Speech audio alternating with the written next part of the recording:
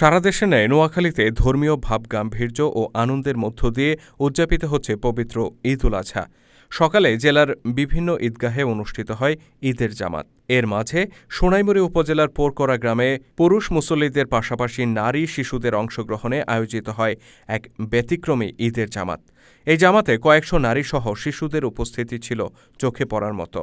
বিগত কয়েক বছর ধরে প্রতি ঈদে পোরকরা গ্রামের চাষিরহাট নুরুল হক উচ্চ বিদ্যালয়ের মাঠে এই জামাতের আয়োজন করা হয়।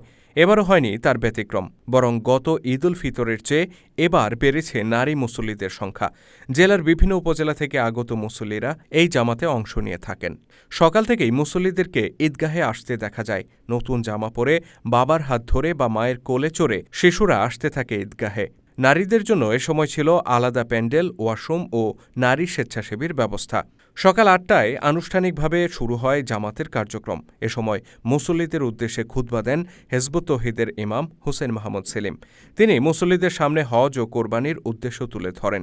তিনি বলেন, বছরে একবার মুসলিম জাতি কাবার সামনে ঐক্যবদ্ধ হয়। হজ ঐক্যের শিক্ষা দেয়। ঐক্যবদ্ধ না হলে মুসলিম জাতির নির্যাতন থেকে বাঁচার কোনো পথ নেই। তিনি আরও বলেন, কোরবানি হচ্ছে আল্লাহর নৈকট্য হাসিলের মাধ্যম। আল্লাহ বলেছেন, পশুর রক্ত মাংস তার কাছে পৌঁছায় না, পৌঁছায় তাকওয়া অর্থাৎ খোদাভীতি। আসল কোরবানি আখিরে নবী হজরত মুহাম্মদ সাল্লাল্লাহু আলাইহি সাল্লাম ও তার সাহাবীরা আমাদেরকে দেখিয়ে গিয়েছেন। তারা আল্লাহর দ্বীন প্রতিষ্ঠার জন্য রণাঙ্গনে শহীদ হয়েছেন।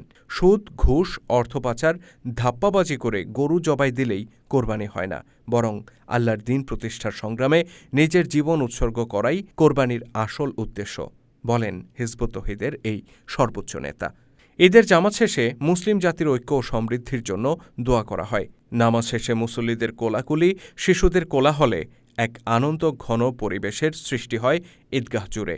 এ সময় ইমাম হোসেন মাহমুদ সেলিম মুসল্লিদের সাথে কুশলাদি বিনিময় করেন। পরে মুসল্লিদের মাঝে খাবার বিতরণ করা হয়।